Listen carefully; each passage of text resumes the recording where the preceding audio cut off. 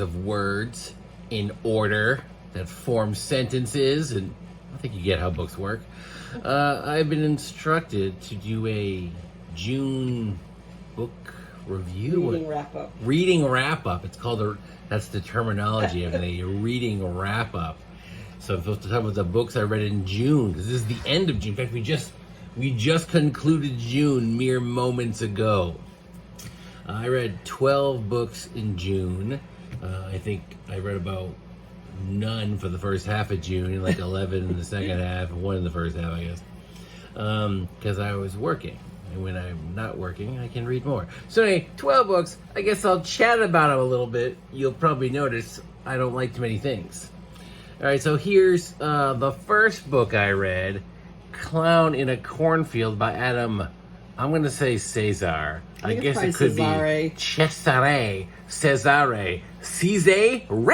Could be a lot of things. I'm just going to go with Cesar. The kids are not all right. Kids are not all right. So this is essentially, I guess I thought it was going to be comedy horror, and you'll see I thought about it a couple times. That's why I bought it for you. Why are you shouting randomly into the distance? In case you can't hear, Coleridge Girl is here to just arbitrarily yell about why she bought it. Conversation. I thought it was a wrap-up. It's a wrap-up conversation. It's not what I signed up for. Anyway, so this book is not funny. And it's not funny because the jokes are bad. The cover is cool. I mean, the concept is cool, I thought. You know what I mean? Like, clown murdering people in a small town, delicious horror with a splash of comedy. But there's no comedy. And it's not because it's not funny. There are literally just no jokes. They didn't bother with any jokes in there. It's not meant to be funny.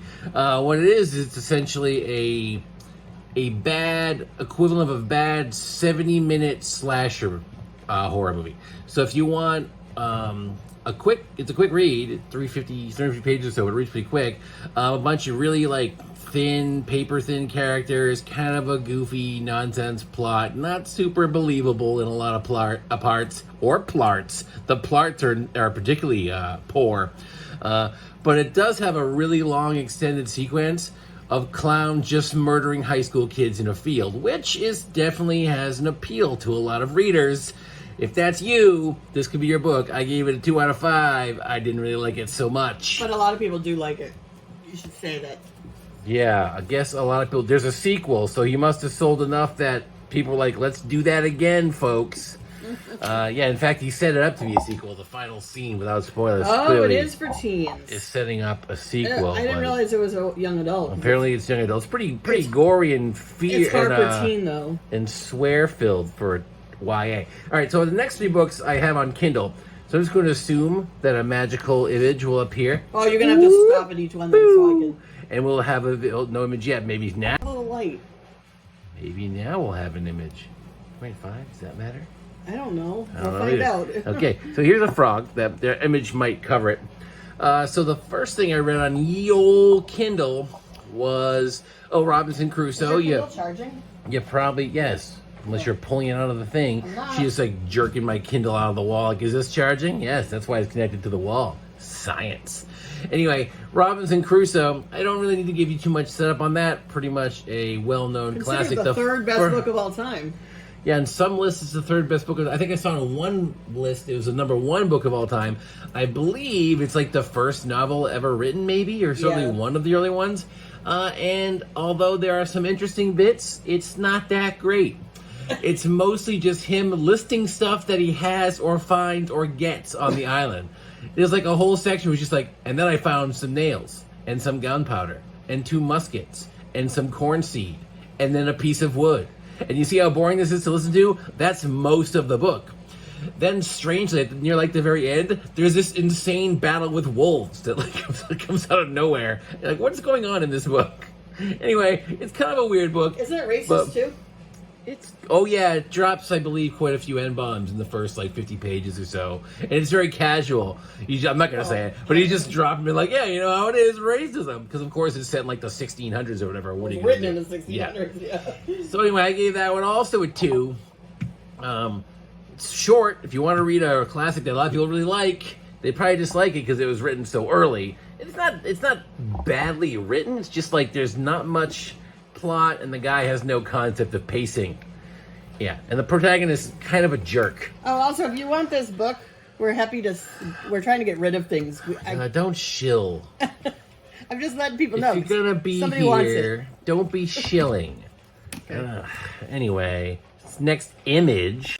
I read another classic on ye old Kindle, Treasure Island. After I read Robinson Crusoe, I was like, I need more people on more islands. This one I liked. I thought this one was pretty fun. It's a pretty, again, you probably don't need a lot of info about Treasure freaking Island. Maybe you've seen Muppet Treasure Island, loosely based. Evidently, I haven't seen that. Well, we're going to watch it tomorrow. We'll do a review, maybe. So anyway, also I learned that Black Sails, the TV show, evidently is a prequel to Treasure Island, and I did not realize that. I've not watched Black Sails, but I did just realize it's a prequel. Anyway, Treasure Island is sort of like the spawning ground of all the old pirate cliches, right? Do with a parrot. Shiver me timbers, yo-ho-ho and a bottle of rum, all that kind of stuff. Guy with a wooden leg. Yeah, there actually is a guy with a wooden leg, so maybe not all of them. Nobody walks the plank either, so it's missing a few, but the buried treasure X marks the spot. The spot? I can't speak a word of English today. X marks the spot. It might also I'm done. I can't speak. It's my first day with the new face. My apologies. Anyway, I freaking like Treasure Island so much, apparently I can't talk. I gave it 4 out of 5 stars. Just a really fun, simple adventure book. If you want a kind of easy piratey adventure, that's like the #1 piratey adventure book. Have you read Swiss Family Robinson? I have. It's Swiss Another Family people island. Boringson. No, it is not. It's not. That's not that bad. It is a little bit draggy. But anyway, now the last one that I have that I don't have. Ooh, I already. So the last book I read that should be replacing this frog, I don't know what's going to happen with the visual here, is Ocean at the End of the Lane. Robert Louis Stevenson wrote Treasure Island, in case you didn't know. I forgot to mention that. Anyway, so the last non-physical book I got to talk about that I read on the old Kindle is Ocean at the End of the Lane by Neil Gaiman. Really short book. It's like 180 pages. But Gaiman's pretty consistent, at least for me, in that he writes well-paced stories with good imagery, really good characters, and usually pretty colorful villains. We have another really good villain in this. The protagonist is kind of like a bag of useless garbage, but still, he's like 7. What are you gonna do? But it's a good story. I really enjoy it. Cool setting, cool idea. Magical realism, I guess, kind of stuff. I don't know, fantasy. I'm not sure how you describe it, but very good, very enjoyable. What I would have liked is one of the side characters. Well, she's a main character, but she's not the protagonist. Letty is a very interesting character, and I probably would have liked the story more if it was told from her perspective instead of random meatball kid whose name I forget. But anyway, meatball kid serves the purpose as like the dude to wander around and have stuff happen to him. Good book. If you like Neil Gaiman, you'll probably like this. It's not as sort of like complex or detailed, or maybe not even as like satirical or witty as his other stuff, but it does have a little bit of comedy in there. Enjoyable read. I gave it a 4 out of 5 right there. So should I do another little blibbity blob here? So these next two I talked about already on a separate Stephen King review video. So I'm not gonna say much here, but later, which is basically crappy Sixth Sense meets crappy noir. Short, not very much going on here. 2 out of 5 for me. Why is this card here? No, you know. Oh, okay. I was going to sell that card. Then I got Billy Summers, which is fun. You know, ex-military guy turned hitman who only kills evil people, and then, you know, saves girls who are chucked out of trucks. Kind of a weird extra addition to this book that's not needed, but overall pretty fun. Sort of like on the road escape adventure hitman-y book. Not on the road, but like on the road. Not like Jack Kerouac. I don't think they thought Jack Kerouac, because there's like a truck and it's like on the road. And also, I don't think people are going to confuse King for Kerouac too often. But anyway, I gave this one a 3 out of 5. Fun. A little flawed, but a fun read there. Here's one that made me kind of angry. My best friend's Exorcism. You can see from this really cool cover, it's got like the old VHS kind of style to it, right? Even on the back, VHS style. It's 80s vibe all over the place. And it does have sort of an 80s feel to it. The chapters, I just went by one, but now it's too late to go back. All the chapters One thing leads to another, leads to another. $50 for that little singing there. So all the chapters are named after 80s songs. I love the 80s. I love horror. I love horror comedy. So you'd think, man, this is the book for you, Sir Chonk. Unfortunately. Which is why I bought it for you. Yeah. Yes. Courage girl over here flexing on all the books she buys. Anyway. But it has essentially very, very little comedy. There's a couple jokes here and there, but they're sparse. The horror is very minimal. It doesn't really even show up till like the final sort of like 10-15% of it, and it's not particularly scary at all. This ends up being more of a YA high school girl drama book about like their friends and stuff. Yes, the friend is, possessed by a demon, which adds a certain level of complexity that is not in most high school girls' situations, although some do appear to be possessed by demons. But overall, really disappointed. I was excited for this. I thought I was going to really love this, and just so much of it is just like goofy high school drama crap that I do not care about. I just saw a review of somebody who loved it, but it was a woman, and I wonder if it's a... So your woman wonder if sexism plays a role here. Well, I just wonder if you were like... I mean, the main characters are all girls. If you were a reader of like Sweet Valley High and like those 80s... Yeah, but if you books. like high school drama stuff with a splash of horror and like a joke every 70 or 80 pages or so, and an 80s vibe, which it does have some... I wish it was a little heavier on the 80s. It's a little light on the 80s. I thought it was going to be a little more 80s fun, although it's set in the 80s. Then maybe this is a book for you. It just wasn't for me. I really just... didn't like that the vast majority of the book was just like high school drama stuff. Yeah, I just wonder if maybe if you like some of that. 2 out of 5 for 80s me. girl books. Let the anger commence. Yeah, I know. All right. I don't think you understood the book. Last We House haven't talked about on it. Needless Street. So this, if you've seen much of our channel, probably know that this is like Coleridge Girl's like favorite book she's read in like, I don't even know, a long time. She like be doing backflips talking about this book. She's stopping random people on the street and like just punching them until they read it. So she's very aggressive in her love of this particular book. So is my cat. So is our cat. Yeah, our cat also loves to bash his face into the side. This particular book. He's probably like wondering where it is right now. Like, hey, where's my book at? But I'll be returning it after this video. Don't you fret. So I was like, oh no, I love the cover, but I was like, a lot of pressure for me to really love this book. So I really wanted to love this book. It's fairly well written, like, it's well crafted. But the vibe that I get, I don't want to say too much about it because I don't want to really give it away. But it really relies on a gimmick really, really heavily that it overuses to the point of sort of basically ridiculousness, in my opinion. Coach Girl is going to disagree strongly, I'm sure. But there are some interesting parts. It does drop in some kind of clever clues to sort of let you know like where the mystery is at. So it's not like complete nonsense. But the majority of the mystery really heavily relies on a gimmick. And also it has to spend like the last like 20% of the book explaining all of its like ridiculousness because like it's kind of, I don't want to say it's convoluted. It's not confusing at all. It's pretty straightforward. It's just like the writer feels compelled to go back and explain all the stuff they did in the book. And I kind of got the vibe that like they wrote most of the story and then changed their mind about what they wanted to do and sort of tried to add all these twists. I feel like a lot of people when I read reviews don't seem to understand it, so maybe it was very straightforward for you. Maybe I Most did people not. seem to be like, I don't get it. Maybe I'm just a dumb person. I feel like I understood it very clearly, but maybe I didn't. It's. No, I'm not saying you didn't. I'm saying it's that's quite why, possible. Like, I simply did not grasp parts of this book. It didn't seem like I did. I felt like I had at the end of the book. I was like, "Yep, this seems to be pretty clear and obvious what was going on the whole time." But it just didn't really work that way for me. I really wish she had left. There's one character in particular that sort of like gets involved in the gimmick. I'll just keep calling it a gimmick to avoid confusion, to avoid spoilers. And I think if that character hadn't sort of been part of that, it would have really helped sort of like raise the level of plausibility in the story. Anyway, this really wasn't. I still sort of liked it a little bit. I gave it a 3, which is for me, I'm pretty picky. 3's like not bad for me. But a lot of people seem to really like this book. So I think I would say go ahead and read it. I will say this. You don't see things quite like this. One of the main characters is a cat, which is kind of cool. There they are. The Bible-loving cat. Yep.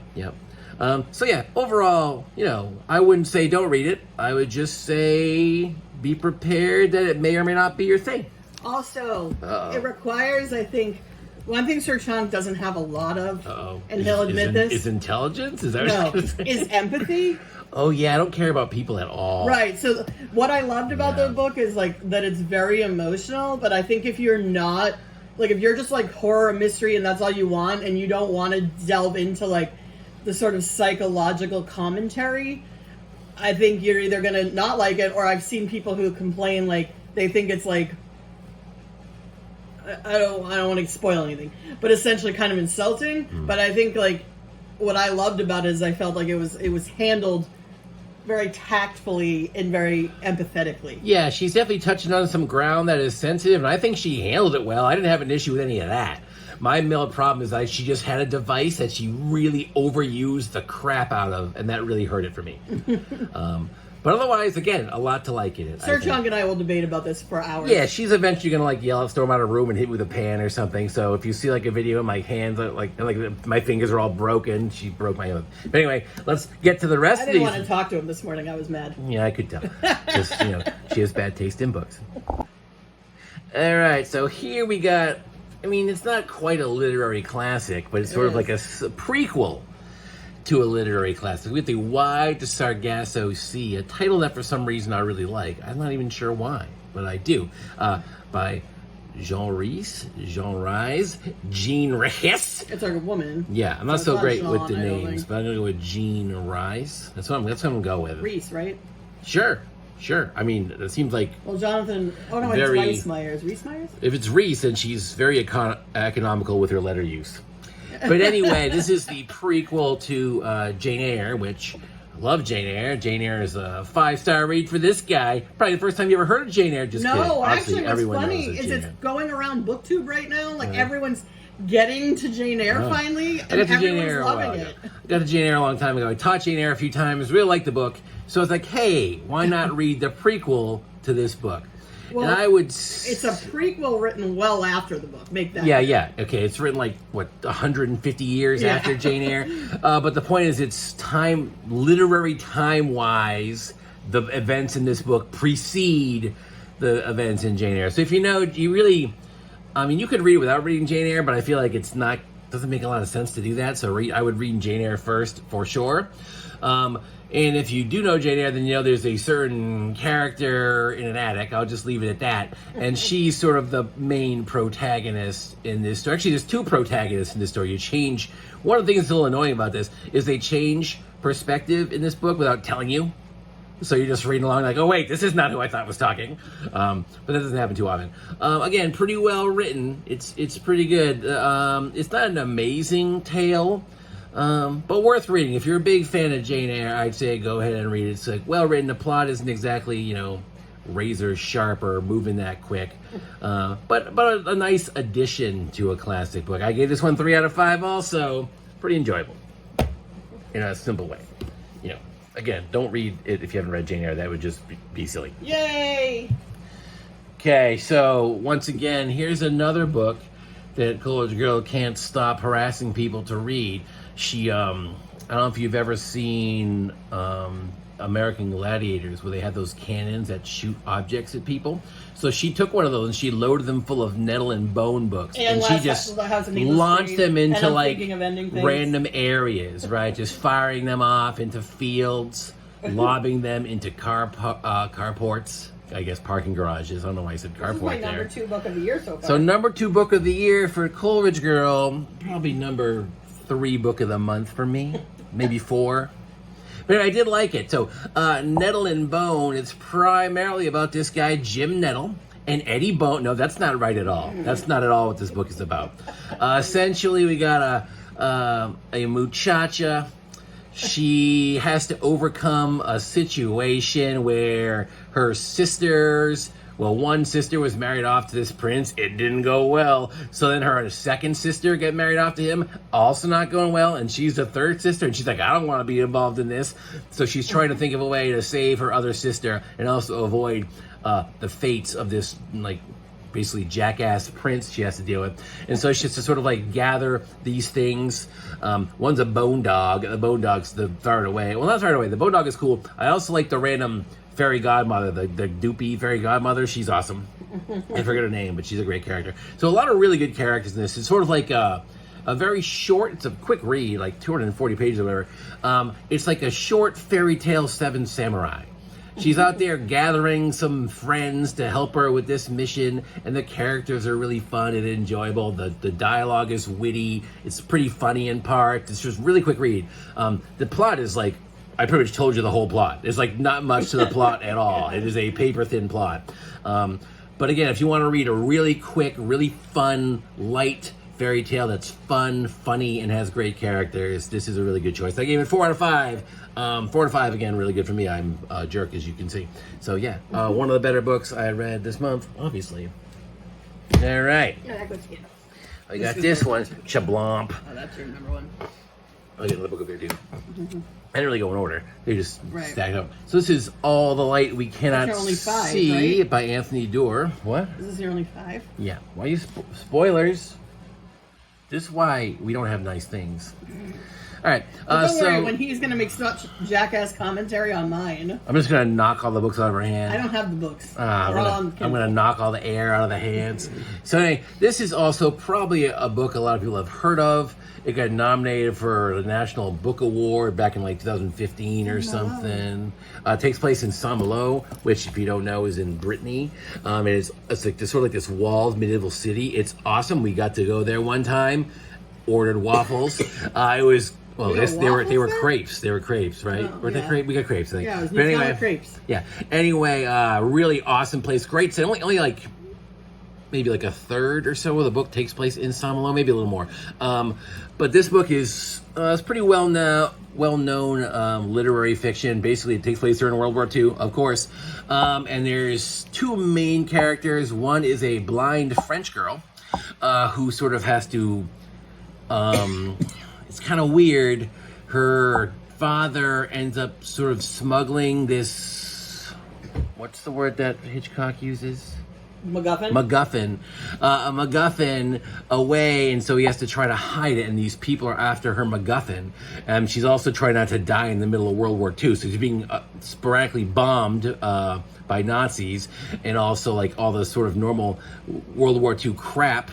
She also has to deal with this people chasing this MacGuffin, and also she's blind. So that's a pretty difficult situation. She's an awesome character, by the way, very cool.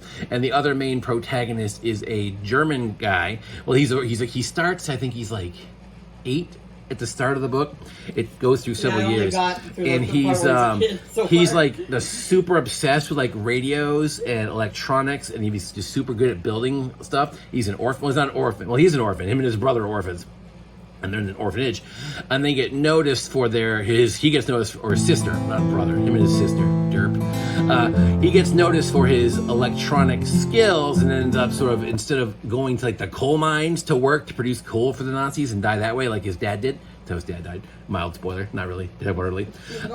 He ends up basically getting involved in World War II as a Nazi radio officer, essentially. So he's in a group with people that sort of track radio transmissions, finds where they're coming from, and basically go and kill everybody who's transmitting illegally. It's a little violent. He doesn't do much of the killing. He's just the radio guy. But there's a lot of cool side characters. It's really well written. There's a lot of depth to the story. And it's really good. It has it's very brutal in parts, very beautiful in parts. It's excellent. One of my very rare 5 stars. I don't give out 5 stars. I probably give this one 4.5. We'll call it 5 stars.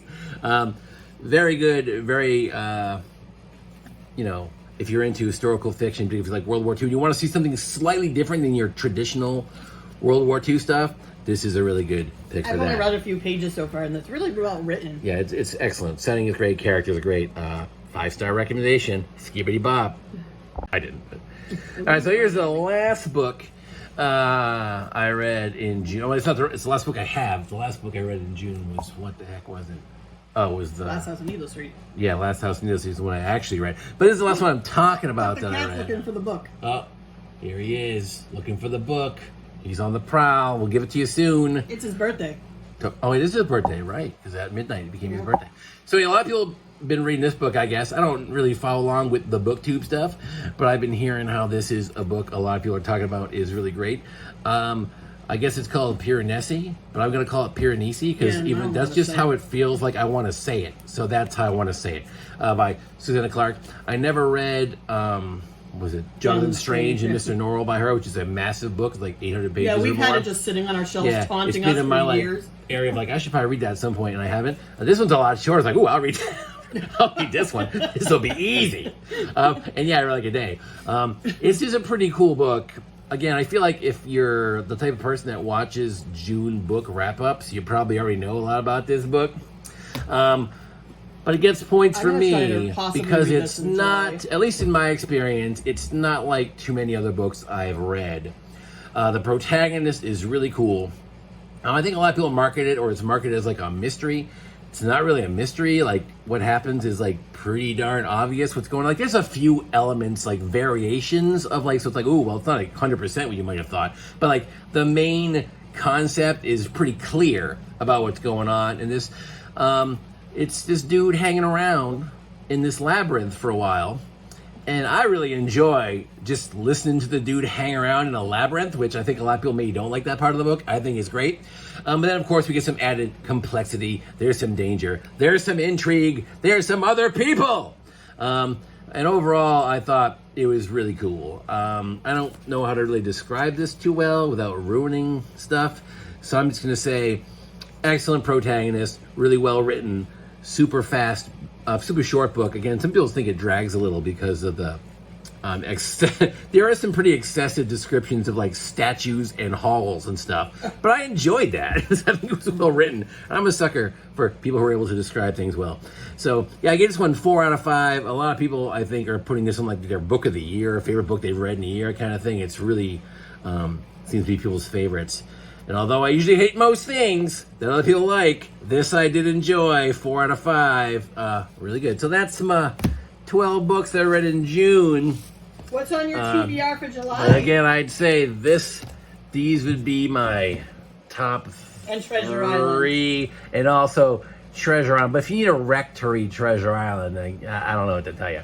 I don't know what I'm gonna try to choke down Infinite Jest, and what else was I gonna read? Maybe Doom a Key or something. I don't know. I'm gonna read some longer stuff in July. You want to read Remembrance of Things Past? It's only 3,000 plus pages. Yeah, probably. Or read that one, American Pastel, or what is it? Pastoral, something like that. But anyway, yes, I'm probably gonna read longer books in July. So if I do a wrap up at the end of July, it's gonna be like, here's the 2 books I read.